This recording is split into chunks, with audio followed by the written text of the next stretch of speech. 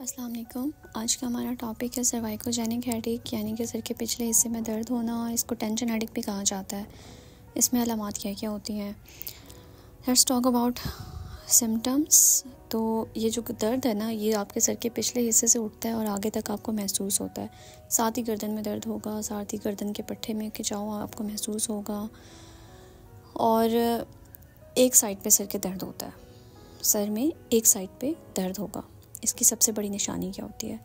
نشانی یہ ہوتی ہے کہ جب آپ سڈن موومنٹ کرتے ہیں نا نیک کی، یعنی کہ اچانک سے جب گردن کو ہلائیں گے تو آپ کو سر میں درد شروع ہو جائے گا، یا گردن جب ایک ہی پوزیشن میں تھوڑی دیر تک رہے، یعنی کہ لیپ ٹاپ پہ کام کرتے ہوئے، رائٹنگ کرتے ہوئے ایک ہی پوزیشن میں رہے گی تو سر میں درد شروع ہو جائے گا، یا پھر سر کے پچھلے حصے کو نیچے کی طرف سے جب کوئی دبائے گا نا، یعنی کہ گردن کے اوپر کی طرف جب کوئی دبائے گا تو سر میں درد شروع ہو جائے گا۔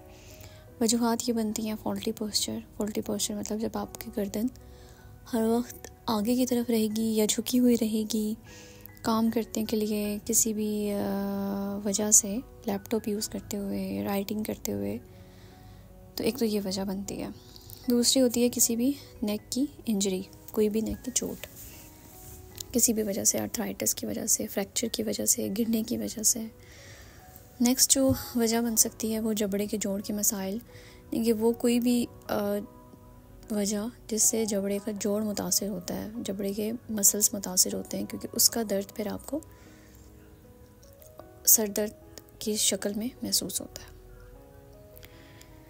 لائک اینڈ سبسکرائب کرنا نہ بھولیے گا، اور اس کے ٹریٹمنٹ دیکھنے کے لیے نیکسٹ ویڈیو بھی دیکھنا نہ بھولیے گا۔